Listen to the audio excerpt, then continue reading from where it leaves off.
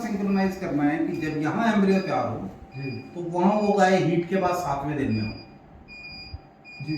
तो जब उसको कर दिया तो यहाँ से वो टीम जाएगी और उसको ट्रांसफर कर देगी। उसके पास सारे इक्विपमेंट जाएगी तो विजिटिंग चार्जेस और वो चार्जेस लेके तो वो ट्रांसफर करके आ जाते हैं। तो अभी गवर्नमेंट में ये हुआ भी था, मीटिंग भी हुई थी। तो क्या है कि जो एआई है ना वो एसेंशियल वेटनरी सर्विसेज में नहीं है, वो वेटनरियन भी कर सकता है और वेटनरी लाइवस्टॉक असिस्टेंट भी कर सकता है, एआई टेक्नीशियन भी कर सकता है। लेकिन अभी एम्ब्रियो जो है, एम्ब्रियो ट्रांसफर, वो उन्होंने उस कैटेगरी में डाला हुआ है जो सिर्फ वेटनरियन ही कर सकता है। तो मैंने ये कहा था कि क्योंकि स्किल की ट्रेनिंग है, ये ट्रेनिंग दे के इसको वहां से हटा देना चाहिए और एआई वाले सेक्शन में रखना चाहिए ताकि हम ज़्यादा से ज़्यादा लोगों को इस पर ट्रेन कर सकें। तो government of India has also very kindly responded in positive way. तो वो कहते हैं कि हाँ, हम ये इसको अमेंडमेंट करके कर सकते हैं और ताकि ज़्यादा से ज़्यादा वो ट्रेनिंग दें जी। तो अभी तो ये साधन नहीं है कि एम्ब्रियो भेज दिया, एम्ब्रियो फील्ड में पहुंच गया, लगा दिया जी, जैसे सीमन के साथ होता है। लेकिन आगे आगे ऐसा हो जाएगा और फ्यूचर में मैं आपको ये कह सकता हूँ, जो आज के डेट में सेक्स सीमन यूज कर रहे हैं वो सेक्स एम्ब्रियो ही करेंगे और जो आज सेक्स सीमन नहीं कर रहे वो सेक्स सीमन करेंगे और जो नीचे की जेनेटिक्स यूज कर रहे हैं वो ऊपर की करेंगे या जीनोमिक करेंगे। तो जीनोमिक तो जब हम बोलते हैं तो 99% लोगों को तो यही नहीं पता कि जीनोमिक सीमन क्या होता है, लेकिन धीरे धीरे ये अवेयरनेस आएगी। और मेरे को भी नहीं पता, मेरे को भी नहीं पता। नहीं, 99% लोगों को, मैं तो 99 भी ज्यादा कह रहा हूँ, 99.5 99.9% लोगों को नहीं पता है जी कि उसमें क्या है, जबकि वो एक एकदम अलग दुनिया है, जीन्स की दुनिया एकदम अलग है।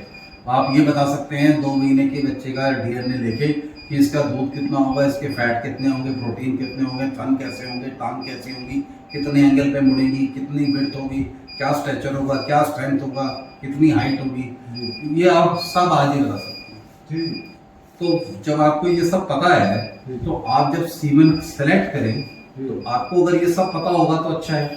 हम क्या करते हैं, आप देखिए, इसको हमेशा मुझे ये लगता है कि हमें इसको इस तरह देखना चाहिए कि हम क्या करते हैं, क्योंकि जो एनिमल्स में हम करने का प्रयास कर रहे हैं वो कहीं ना कहीं से तो आया ही है, तो वो ह्यूमन की एप्लीकेशन से आया है।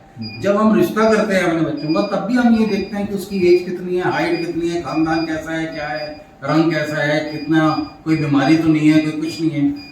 जब ये सारी चीजें देखते हैं तो जब आप क्रॉस कर रहे हैं तो चीज देखनी चाहिए, और जब आप ये देखेंगे और आपको बेटर मिलेगा। हो सकता है आपकी गाय के थन छोटे हैं और वो मिल्किंग मशीन लगाने में प्रॉब्लम करते हैं और आपने ऐसा सीमन सेलेक्ट कर लिया जिसमें फलों को छोटा करने के ही गुण है, तो वो और आने वाले संतान में और छोटे हो जाएंगे, तो फिर क्या होगा।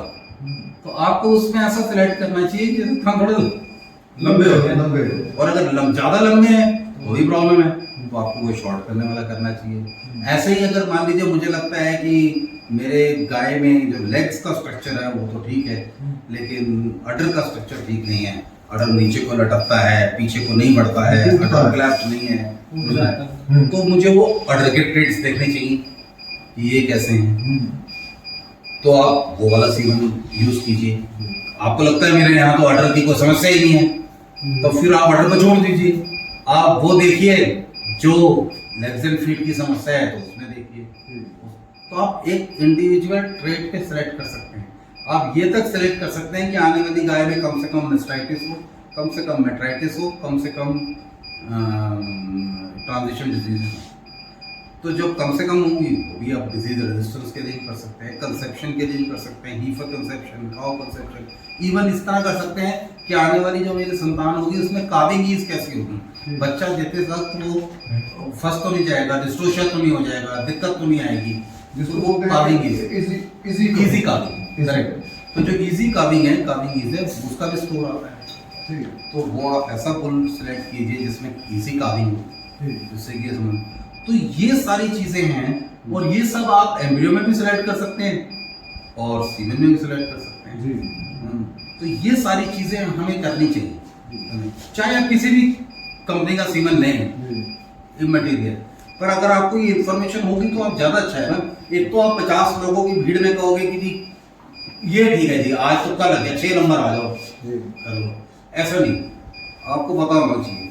दूसरा क्या है, आप मान लीजिए गाय बेचते हैं, जी एक ही गाय, जब मैं कह रहा हूँ कि एक ही माँ बाप के 3 बच्चे, तीनों की हाइट अलग है, रंग अलग है, गुण अलग है, पढ़ाई में भी कम ज्यादा है, मतलब IQ भी अलग है, जी ऐसा गायों में भी होता होगा। जी तो एक ही गायों के आपके पास 3 बच्चे हैं, 3 ही फर्म है, आपको बेच दी है जी मान लीजिए, तो कैसे पता लगे कि मैं कौन सी बेचूं?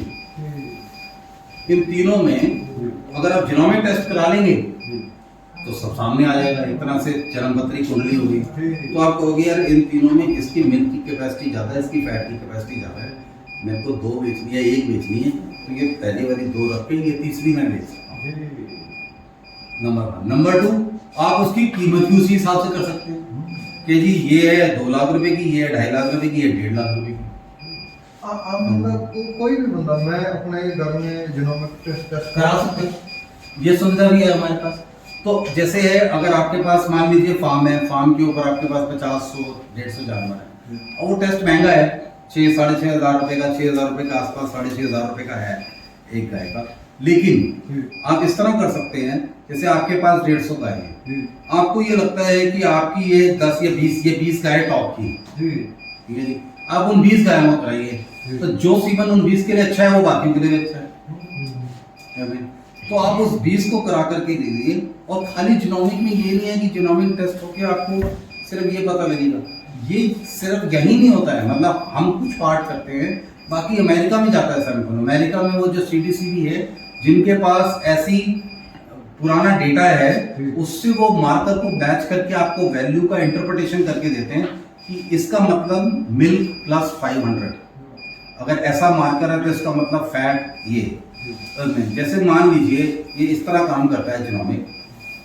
आज हम इंडिया में हर जगह से सबका DNA लेना शुरू करते हैं, पंजाब, हरियाणा, हिमाचल, क्योंकि आप जब देखेंगे मोटा मोटी आप ये 90% गैस कर सकते हैं आज की डेट में इंडिया में कि ये आदमी हरियाणा से लगता है, ये कर्नाटक में लगता है, ये राजस्थान में लगता है, ये असम से लगता है, ये यूपी से लगता है, क्योंकि वैसे ही DNA इवॉल्व हुआ है परिस्थिति इन्वायरमेंट के हिसाब से।